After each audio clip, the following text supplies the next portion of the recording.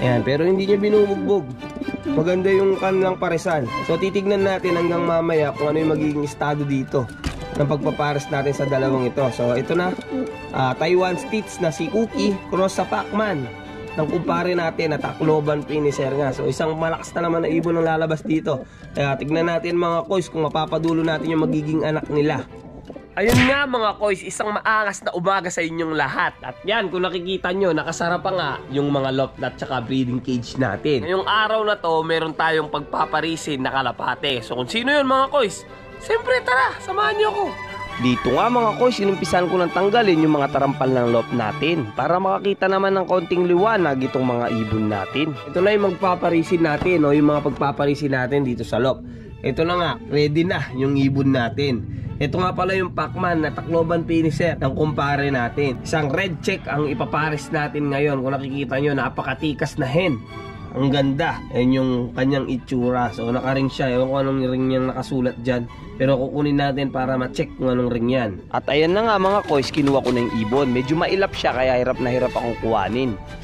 At ito nga mga koys, napakailap. So isang red check. Ang gandang ibon. Namumulbos talaga. Kung nakikita nyo, napakadulas niya talagang tignan.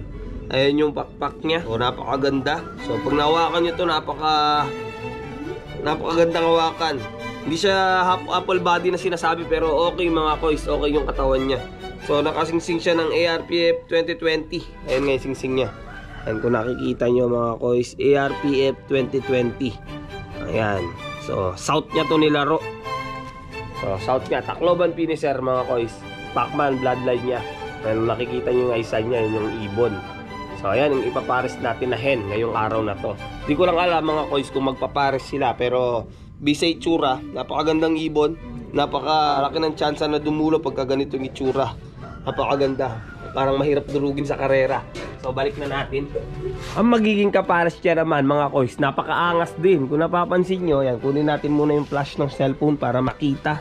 Sigurado, familiar kayo dito mga koys. Yung magiging kapares niya, si Cookie, yung Santa Ana finisher ng loft natin mismo, ng Bamboo Pigeon loft. Kung nakikita nyo mga koys, ayan yung ibon natin. So kondisyon na din siya. Hindi siya ganun na namumulbos, pero ganyan talaga si Cookie mga koys. Dumihin yung kulay niya, lalong lalo na green cell yung kulay. Diyan pa nga yung sticker niya nung nilaro natin ng Santa Ana. Kaya kunin natin din siya, i-check natin. Yan, ito yung Santa Ana finisher na inilaro natin last season, Norte kung di ako nagkakamali. Ayan yung ibon natin. So okay na siya, hindi na ganun siya kalagon, pero pwede na tong i-breed. So gagamit tayo dito ng seater mga koys para talaga mapabilis yung breeding natin. So gagamitin natin to ng mga 2 seater siguro para mapabilis-bilis yung breeding natin. Ayun yung pakpak ng ibon natin mga koys, medyo kompleto naman. Sa lahat pala hindi nakakaalam, si Cookie 11 feathers siya, hindi siya 10 feathers kamukha ng mga ibon natin dyan. So ayan mga koys, yung ibon natin na Santa Ana finisher. Ito nga yung sticker niya. Sa singsing niya, alam ko, pagkakaalala ko, naka-comring lang to. So ayan, naka-sticker pa. Ang nga lang, nabakbak na, hindi ko na tinanggal para remembrance dito kay Cookie. Ngayon, pagpaparisin natin, tara. Pinag-meet ko na sila kahapon eh, pero hindi ko pa sila pinagpares. Tinry ko lang kung bubugbugin ni Cookie yung hen natin. Ayan, pero hindi niya binubugbog. Maganda yung kanilang paresan.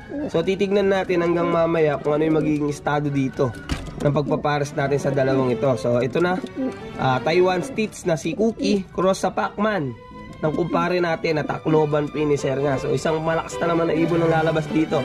Kaya tignan natin mga koys kung mapapadulo natin yung magiging anak nila. Bis dito, abangan lang natin talaga magpares sila. So naka-ready na, meron na tayong pugad.